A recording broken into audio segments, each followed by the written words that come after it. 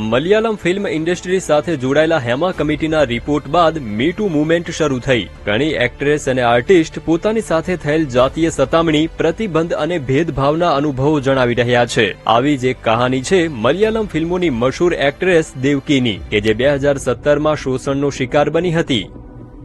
Shooting માટે જઈ રહી હતી ત્યારે 5 લોકો બળજબરીથી મારી કારમાં ઘૂસી ગયા. ચાલતી ગાડીમાં તેઓએ મને અયોગ્ય રીતે સ્પર્શ કર્યો. તે લોકો મારો વિડીયો પણ બનાવી રહ્યા હતા. કહ્યું કે જો હું ચૂપ નહીં રહું તો તેઓ મારી સાથે ગેંગરેપ કરશે. આ ઘટના પછી મહિલાઓની સુરક્ષા અને વેલફેરને લઈને ઇન્ડસ્ટ્રીની મહિલાઓએ સાથે મળીને 2017માં વુમન ઇન સિનેમા કલેક્ટિવ એટલે કે WCC નામનું સંગઠન શરૂ કર્યું. સમિતિએ કેરળના મુખ્યમંત્રીને મેમોરેન્ડમ સુપરત કરી ન્યાયની માંગણી કરી હતી. पिनराई विजयन ने बहुत सोच विचार के बाद जस्टिस हेमा कमेटी का गठन किया. जस्टिस हेमा कमेटी में 3 सदस्यीय ये कमेटी को बनाया गया, जिसके बाद साल 2019 में इस कमेटी ने अपनी फाइंडिंग्स सरकार को सौंपी.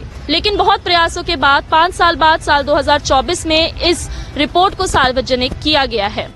આખરે હેમા કમિટીની જરૂર કેમ પડી? કેવી રીતે શરૂ થયું આ કેમ્પિયન? આવા તમામ પ્રશ્નોના જવાબ જાણવા દિવ્ય ભાસ્કર કેરળ પહોંચ્યું. દેવકીના કેસના મુખ્ય આરોપી અને મલયાલમ ફિલ્મોના જાણીતા એક્ટર દિલીપને 2018માં જેલમાંથી મુક્ત કરવામાં આવ્યો, જેના વિરોધમાં WCCના સભ્યોએ association of Malayalam movie artist એટલે કે AMMA માંથી આખો વિડિયો જોવા માટે ડાઉનલોડ કરો દિવ્ય ભાસ્કર એપ.